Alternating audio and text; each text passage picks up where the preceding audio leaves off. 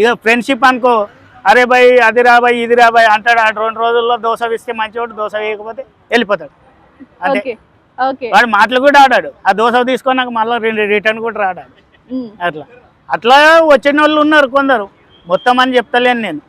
అంటే ఇప్పుడున్న generation friendship ఇంకా ముందుకు వెళ్ళాలి అంటే మీ టిప్స్ ఇవ్వండి, ఒక 2 టిప్స్ ఇవ్వండి. ఫ్రెండ్షిప్ లో స్ట్రాంగ్ చేసుకోవాలి అనుకుంటే మేడం, అప్పులు ఇవ్వద్దు, అప్పులు తీసుకోవద్దు.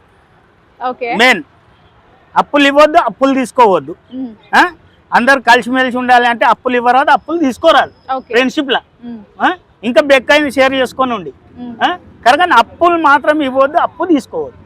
ఓకే మరి ఫైనాన్షియల్ గా ఏదైనా ప్రాబ్లం వస్తే కంపల్సరీ సపోర్ట్ చేసుకోవాలి కదా. సపోర్ట్ చేసుకోవాలంటే నీకు ఇప్పుడు గింత అమౌంట్ కావాలి అనుకున్నాం అనుకో మేడం, ఫ్రెండ్షిప్ లా వాళ్ళ భార్య పిల్లలు ఉంటారు, మా భార్య పిల్లలు ఉంటారు, వాళ్ళతో కలిసిమెలిసి ఉన్నప్పుడు నీకు 1 లక్ష కాదు, 2 లక్షలు కాదు, 5 లక్షలు ఇవ్వడానికన్నా సిద్ధంగా ఉంటారు.